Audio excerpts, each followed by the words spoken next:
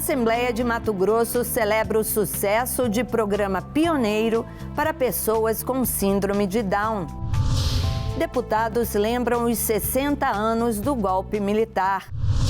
Caxias do Sul comemora os bons resultados do programa de incentivo ao esporte.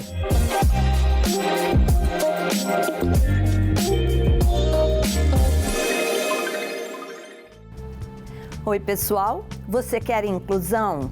Benefícios para os mais vulneráveis? Leis que promovem o esporte? Então fica com a gente. Eu sou Andréa Alves e este é o Parlamento Brasil, um programa que desde 2006 é feito em parceria com as TVs legislativas de todo o país. A gente traz para você iniciativas parlamentares que impactam a vida do brasileiro, país afora. Vamos lá?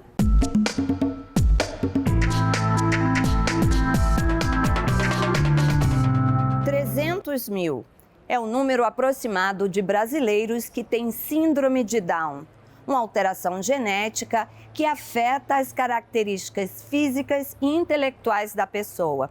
Nos últimos anos, avanços na medicina e também boas iniciativas de conscientização e de inclusão têm demonstrado que, quando têm oportunidade, as pessoas com Down podem levar uma vida normal. Há 7 anos, a Assembleia Legislativa de Mato Grosso foi a primeira do país a oferecer estágio para pessoas com Down. Hoje, os servidores atestam o sucesso do programa. Marília está entre as primeiras servidoras de um parlamento estadual a ocupar uma vaga destinada especificamente a quem tem síndrome de Down. Foi o resultado de uma parceria entre o Poder Legislativo e o Centro de Integração Empresa-Escola, o CIEE. Começou como estagiária na Procuradoria da Casa de Leis, há 7 anos. Conquistou confiança e admiração dos colegas. Hoje é servidora contratada. Ela é muito responsável, ela leva os documentos para a gente, ela conhece todos os setores melhor que a gente. Quando a gente tem dúvida, ela responde onde fica o setor. Ela tem várias amizades fora daqui nos setores, em outros setores. Ela escaneia os documentos para a gente, ela guarda processo, procura os processos para a gente, ela busca nosso café, ela cuida de tudo aqui. A avaliação que a gente faz, o serviço que a Marília presta aqui para a gente é o melhor possível. Tudo que a gente pede para ela e quando a gente pede, ela busca fazer. A gente tem uma programação para ela, as atividades que ela faz todos os dias. Então, assim, ela já é cumpridora. A gente muitas vezes não precisa nem estar lembrando ela que ela precisa fazer. Mas tudo que a gente pede, ela cumpre. O trabalho é muito importante para mim e para o meu futuro e para melhorar a minha vida e para ajudar a minha família em casa. Eu ajudo. Para trabalhar na LMT, ela passou por um processo seletivo. E a cada novo aprendizado, um passo a mais, que enche de orgulho toda a família. Ela deu conta de coisas que a gente não imaginava, a gente, enquanto família, não apostava, e ela veio e está até hoje, nesses 7 anos, nos surpreendendo, porque cada coisa que ela aprende é um avanço assim que para outras pessoas é coisa normal. Mas para eles que têm mais dificuldade de aprender, no caso síndrome de Down, é uma benção, porque cada dia que ela aprende uma coisa nova, a gente chega a essa conclusão, poxa, ela é capaz, ela dá conta e vamos em frente. Ela sonha hoje em fazer uma faculdade, a gente quer colocar a Marília na faculdade, eu acredito que o momento certo vai chegar e a gente está apostando nisso, porque a prova está aqui, ela é capaz. Enquanto entrega documentos, vai ficando mais conhecida.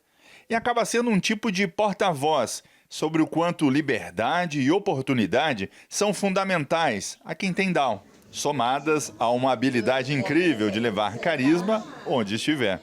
Porque eu gosto de todo mundo, faz eu sorrir, alegre, como fala? Cuida de mim, a gente conversa, a gente se briga, a gente se ama, dá muitas risadas. Ao que tudo indica, irá ainda mais longe com o incentivo da chefia. A gente tem aí a capacitação que a gente sempre faz com médicos e servidores, e ela, sendo servidora nossa, tem todo o direito e é dever nosso, inclusive, estar capacitando. E a gente pretende, no futuro, aí, encaminhar ela para algum curso relacionado à gestão, para que ela possa aprender, né, mais sobre o assunto. E eu estou vendo alguma forma de encaminhá-la, como ela tem essa situação de ser síndrome de Down, acompanhada de uma responsável, no caso, querendo encaminhar ela junto com a mãe. A história de Marília é uma demonstração de empenho e capacidade. Um exemplo a ser seguido, em uma realidade em que muito ainda precisa ser feito para incluir as 270 mil pessoas no Brasil com síndrome de Down. É importante que os empresários e os gestores da máquina pública pensem com relação a isso, de preparar os seus profissionais para receberem essas pessoas que têm uma certa deficiência. Eles podem até ser deficientes em alguma coisa, mas quem de nós não somos, né? E aí a capacitação dessas pessoas para recebê-los é fundamental.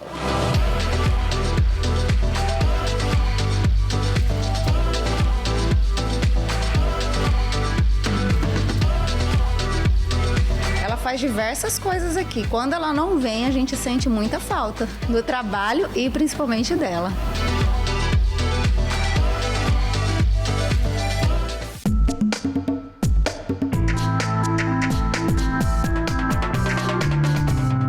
No dia 31 de março de 2024, o golpe militar completou 60 anos.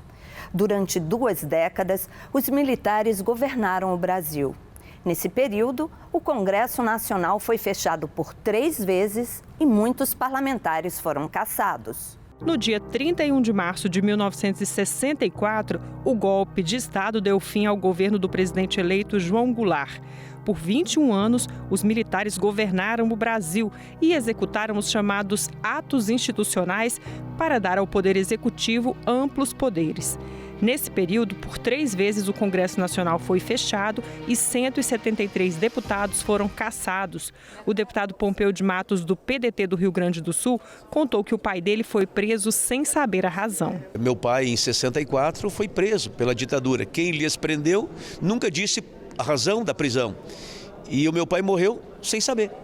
Ou seja, não tinha motivação. Que essas lutas que geraram uma vitória com o afastamento da ditadura, não sobrou nenhuma medalha no peito. Sobraram cicatrizes, divisões, né, angústia, sofrimento. Muitas pessoas morreram, desapareceram, pessoas presas sem nenhuma motivação. A professora universitária Enea Almeida afirmou que o regime militar deixou um legado autoritário que nunca pode ser esquecido. Ela preside a Comissão de Anistia, criada em 2002 para analisar os requerimentos de anistia que comprovem perseguição política cometida naquele período. Segundo a pesquisadora, mais de 80 mil requerimentos já foram apresentados e é enorme o número de pessoas que comprovaram ter sido vítimas da ditadura militar. Mais de 50 mil indivíduos foram perseguidos pelo Estado brasileiro. Aí, os níveis de perseguição variam, vão desde infortúnios de perda de emprego e tal, até tortura e assassinato e sequestro e desaparecimento forçado, né? E violações mais graves. Enea Almeida lembrou que a lei de anistia de 1979 não pode significar impunidade. A gente precisa da memória, precisa da verdade e precisa de todas essas ferramentas sendo utilizadas, inclusive a responsabilização. E sim, é tempo ainda de fazer isso, porque são crimes contra a humanidade e aí, por conta de toda a literatura internacional, são imprescritíveis. Essa data precisa ser lembrada. Não pensem que nós vamos esquecê-la. Enquanto houver um desaparecido político sem ter sido ainda identificado onde se encontram suas ossadas, para que se possa os seus familiares, seus amigos e companheiros poderem rezar, acender uma vela e agradecer, né, o sofrimento, o sacrifício e a vida dessas pessoas que a quem devemos essa incipiente democracia que temos ainda em nosso país. Já o deputado general Girão, do PL do Rio Grande do Norte, afirmou que é preciso entender o que aconteceu no Brasil em 1964. Ele disse que a tomada do poder pelos militares foi uma contra-revolução e que teve apoio da classe política. Já tinha havido outras 2 tentativas de implantação de um regime comunista no Brasil e naquela oportunidade houve uma concentração de pessoas em Minas Gerais, em São Paulo, em várias cidades do Brasil, fazendo a marcha com Deus pela família e pela liberdade. Então, isso levou a um movimento que sensibilizou parte da classe política e também os militares. E a gente teve o que eu chamo, pelo menos na minha opinião, de uma contra-revolução. É isso que está acontecendo no Brasil, que a gente precisa mostrar a verdade sobre a história. Defensores dos direitos humanos repetem que os crimes cometidos durante o regime militar não podem ser esquecidos para não acontecer de novo e também para deixar lições. Para a presidente da Comissão da Verdade, a democracia não permite agressão a adversários e a quem defende ideias diferentes. Eu tenho que respeitar maneiras de ser diferentes de outras pessoas e grupos. E não posso querer eliminar essa convivência, essa maneira de ser, sob pena de eu me encaminhar justamente para um estado de exceção. O Senado comemora neste ano 2 séculos de história. Durante todo esse período, vários direitos foram garantidos aos brasileiros com apoio e iniciativa do Parlamento. Dentre eles, o direito à educação. A reportagem que você vai ver agora conta um pouco dessa história. Ela faz parte das comemorações dos 200 anos do Senado. A educação formal brasileira começou ainda no período colonial. Os portugueses queriam impor crenças e costumes da cultura europeia. Os padres jesuítas, que chegaram no país em 1549, foram os responsáveis por essa missão. Hoje temos um legado da educação jesuíta e muitas reformas foram necessárias até chegarmos em um modelo de ensino laico, ou seja, desvinculado de aspectos religiosos e acessível a todos. No período imperial, um marco importante. Em 15 de outubro de 1827, Dom Pedro I sanciona a primeira grande lei educacional do Brasil, que, entre outras mudanças, obrigou a criação de escolas em todas as cidades, vilas e lugares mais populosos. Uma curiosidade é que meninos e meninas deviam estudar separados e tinham currículos diferentes. A lei também estabeleceu um currículo escolar mínimo para todo o país, algo que existe até hoje, concurso público para o magistério, igualdade de salários para professores e professoras e fixação de um piso salarial para a profissão, R$200 mil por ano, pagos pelo governo. Foi um momento muito marcante. Inclusive é por essa razão que a gente comemora hoje o Dia do Professor no dia 15 de outubro. Foi apenas no governo de Getúlio Vargas que se começou a pensar na educação pública e universal. Em 1934, é definido constitucionalmente que a educação é direito de todos os brasileiros e estrangeiros domiciliados no país, devendo ser ministrada pela família e pelos poderes públicos. A gente vai ter a instituição de um Ministério da Educação, que é com o ministro Capanema no governo Vargas, que começa a pensar, de uma certa forma, processos de universalização. Em 1961, depois de 13 anos de discussão, é sancionada a primeira Lei de Diretrizes e Bases da Educação Nacional. É um marco importante também do século XX, que já trouxe, na sua estrutura, a indicação de 12% do orçamento da União para a educação. Declaro promulgada. A Constituição Cidadã de 1988 trouxe diretrizes claras de financiamento da educação nacional e determinou 18% dos recursos da União para o setor. Em 1996, 2 acontecimentos decisivos que contaram com a participação ativa do Senado. A criação do Fundo de Manutenção e Desenvolvimento do Ensino Fundamental, Fundef, que permitiu uma redistribuição equitativa dos recursos para a educação, e a nossa atual Lei de Diretrizes e Bases da Educação, a Lei Darcy Ribeiro. No século XXI, o Senado também participou fortemente de outros avanços no arcabouço normativo educacional brasileiro. Foram aprovados 2 planos nacionais de educação. Um deles terá vigência até esse ano. Em 2012, foi aprovada a Lei de Cotas nas universidades públicas, que ampliou concretamente o acesso ao ensino superior. Outro destaque é para a transformação do Fundef em Fundeb em 2006 e a criação do Fundeb permanente em 2020. O Fundef cuidava só do ensino fundamental. O Fundeb, nós aumentamos as 2 outras pontas da educação básica. Então, foi incluída a pré-escola e o ensino médio. Então, o Fundeb ficou cuidando de quase toda a educação básica ali a partir de 2006.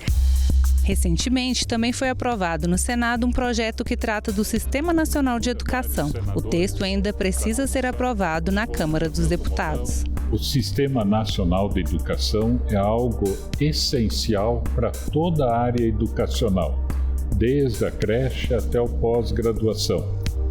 Porque a responsabilidade pela educação tem que ser compartilhada, municípios, estados e governo federal, e a própria sociedade.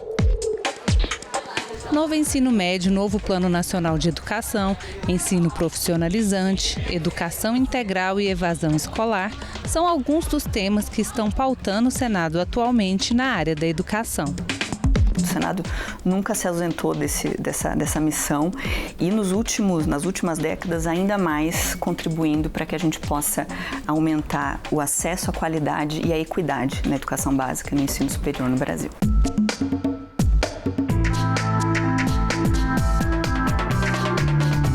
É ano de Olimpíada. A gente acompanha o esforço dos nossos desportistas com muita torcida. Mas para que eles cheguem ao ponto de defender o nosso país numa competição, o atleta precisa de muito incentivo. A cidade gaúcha de Caxias do Sul é um exemplo. Ela tem um fundo para financiar o desenvolvimento do esporte e do lazer no município. É uma verdadeira fábrica de novos talentos.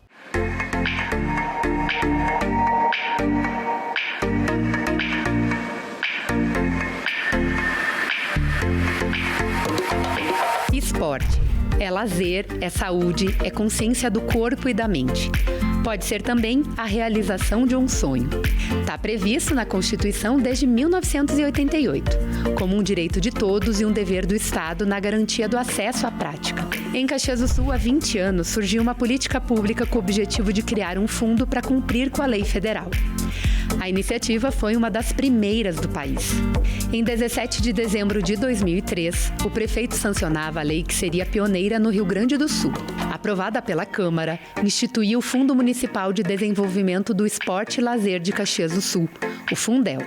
A ideia nasceu de uma conferência em 2001 que sugeria também a criação de uma Secretaria Municipal de Esporte e Lazer. Em 2003, ambos foram criados. 10 anos depois, outra lei reformularia o Fundel, que passaria a ser chamado de FIESporte, Financiamento Municipal de Desenvolvimento do Esporte e Lazer. Eu acho que o Fundel em Caxias, assim como alguns outros programas também, ele se consolidou como uma política de Estado. E é isso que nós que militamos na causa das políticas públicas de esporte e lazer defendemos muito. É a continuidade, é que a gente estabeleça políticas de Estado, elas podem ser modificadas, elas podem ser aprimoradas, ninguém é dono da política, mas elas precisam ter continuidade, a população merece. A política de permanência foi sendo, de fato, aprimorada ao longo do tempo. A mudança mais recente, prevista no último edital, possibilita que pessoas físicas, atletas individuais, possam fazer o próprio projeto e concorrer. Antes era necessária uma entidade para isso. A gente costuma dizer que o FIESporte, antigo Fundel, é o coração do esporte, não só de Caxias, mas do estado, né? Tendo em vista que é o grande fomento do município no esporte, foi o pioneiro em fomento esportivo aqui no Rio Grande do Sul, um dos primeiros fomentos a nível nacional e, como eu costumo dizer, não é uma lei de incentivo. A lei de incentivo você tem que fazer o projeto e tem que sair correndo atrás das empresas para captar. O FIESporte não, você faz o projeto, a comissão avalia, tudo ok e você sai gastando dinheiro no bom sentido, ou melhor, investindo muito dinheiro e isso faz com que o esporte de Caxias seja hoje sim o mais desenvolvido do estado, seguramente. Os recursos do FIESPORT são previstos na Lei Orçamentária Anual e se baseiam no valor de referência municipal, que em 2023, por exemplo, prevê um investimento que não pode ser inferior a R$ 511 mil e nem ultrapassar 7 milhões. Em todos esses anos dessa política pública municipal, 1.747 projetos foram contemplados em um aporte financeiro de mais de 29 milhões de reais. Uma lei que, de fato, garante o direito de sonhar. E eu não tenho dúvida que o FIESPORT é uma ferramenta importantíssima na organização das entidades. O FIESPORT ele possibilitou que muitas entidades se organizassem, muitos atletas de Caxias do Sul pudessem competir, muitas crianças pudessem ter uma atividade de esporte na sociedade e, sem dúvida nenhuma, o FIESPORT gerou muita inclusão social. Um dos projetos sociais beneficiados pela política já atendeu cerca de 1.500 crianças. A Casa Anjos Voluntários é uma organização da sociedade civil que presta o serviço de convivência e fortalecimento de vínculo para crianças e adolescentes em vulnerabilidade social do município. A entidade se desenvolve junto, né? O esporte há um respeito. Tu aprende a perder, tu aprende a ganhar, tu aprende a respeitar, cada um respeita o espaço do outro, então eu acho que essa é uma grande diferença no dia a dia.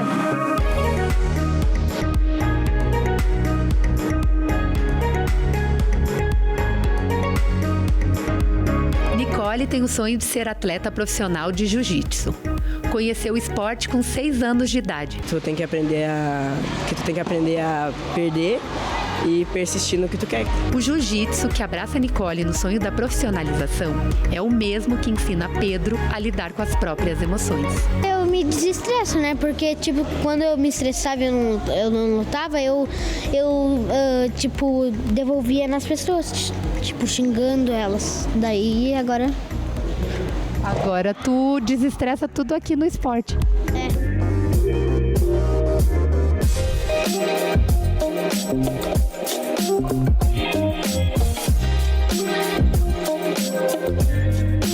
Outra modalidade que tem projeção inclusive internacional e também tem a presença do FIESPORT é o basquete.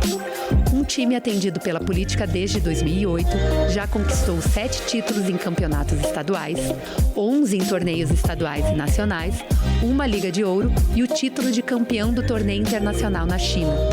Esse é o Caxias do Sul Basquete. Para as crianças, uma vez era muito distante. Ou tu não assistia ou assistia pela televisão. Hoje é possível vir até o ginásio e assistir alguns jogadores que antes só conseguia pela TV. Então tu aproxima mais e isso faz com que tu crie mais expectativas e mais sonhos. Em Caxias do Sul, os jogos escolares, eles tiveram um aumento de 500 para 2.500 crianças jogando basquete nas escolas, muito em função, acho, de tudo isso que o Caxias do Sul Basquete faz, que é promover o basquete para a comunidade.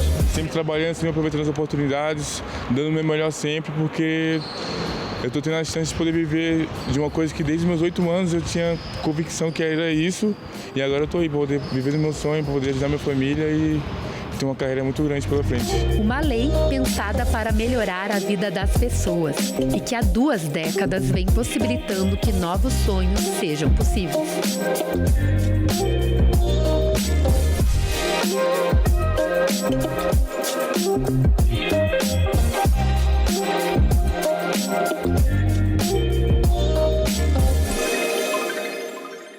Parabéns a Caxias do Sul por alimentar o sonho dos atletas. Bom, o Parlamento Brasil está no finzinho. A gente deixa você com alguns dos visitantes do Congresso Nacional. Você sabia que são mais de 3.000 por semana? Pessoas de todo o Brasil e do exterior que visitam cada canto da Câmara e do Senado Federal. É muito bacana, viu? Olha, você sabe que se quiser rever qualquer programa da TV Senado, tem tudo na internet, na página da TV ou no YouTube. Até semana que vem. Tchau!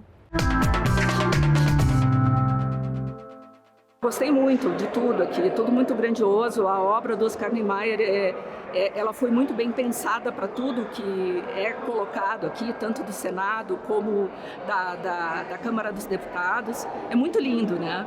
E ver essa exposição aqui de entrada sobre o 8 de janeiro também assim foi impactante, né? Porque tudo que a gente viu pela TV não se tem ideia quando se chega aqui do tamanho que foi isso tudo, né? E pena que foi atacado não só o patrimônio histórico como o cultural, né? Da cidade, da democracia como um todo.